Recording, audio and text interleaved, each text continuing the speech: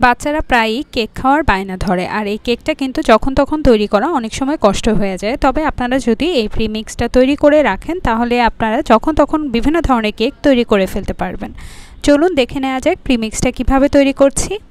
এর জন্য প্রথমেই নিয়ে নিচ্ছি 1.5 কাপ পরিমাণ ময়দা, চিনি নিচ্ছি এখানে 1 কাপ পরিমাণ, আমি র চিনিটাই ব্যবহার করছি। 1.5 চা চামচ কর্নফ্লাওয়ার নিচ্ছি,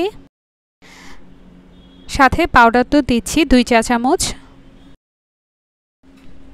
বেকিং পাউডার দিচ্ছি 1.5 চা চামচ,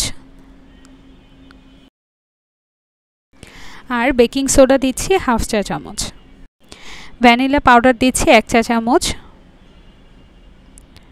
সিট্রিক অ্যাসিড দিচ্ছি 1/4 চা চামচ, 1 চিমটি পরিমাণ লবণ ব্যবহার করছি। এবার আমি সবকিছু একসাথে ব্লেন্ড করে নিব। ব্লেন্ড করার পর আমি একটু ছাঁকনি দিয়ে এগুলোকে চেলে নিব। চালনি দিয়ে চালার পরে আমার প্রিমিক্সটা একদমই রেডি হয়ে গেছে। এবার আপনি এটা দিয়ে যে কোনো প্রকারের কেক তৈরি করতে পারবেন। প্রিমিক্সটা যেহেতু রেডি হয়ে গেছে, এরপর আমি এটাকে একটা কন্টেনারে ভরে রেখে দিব। রুম টেম্পারেচারে রাখলে আপনারা 3 মাস পর্যন্ত রাখতে পারবেন, আর যদি নর্মাল ফ্রিজে রাখেন তাহলে আপনারা 6 মাস পর্যন্ত এটা সংরক্ষণ করতে পারবেন।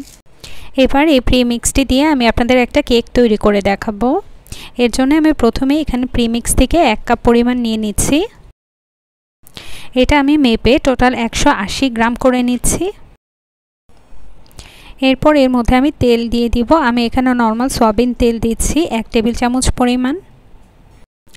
এই প্রিমিক্সটা দিয়ে কেক তৈরি করার সময় আপনারা শুধু তেল আর পানি দুটোই অ্যাড করবেন, এছাড়া আর কিছুই অ্যাড করতে হবে না। আমি একটু একটু করে পানি অ্যাড করব আর গুলিয়ে নেব। আমার টোটাল 1/2 কাপের মতো পানি লেগেছে।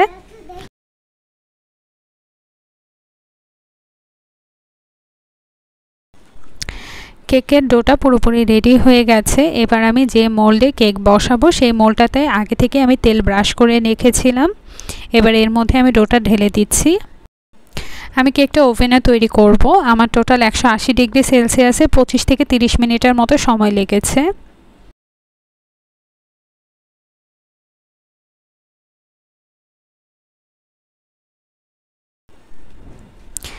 কেকটা পুরোপুরি রেডি হয়ে গেছে, দেখতেই পাচ্ছেন আপনারা কেকটা কতটা সুন্দর হয়েছে।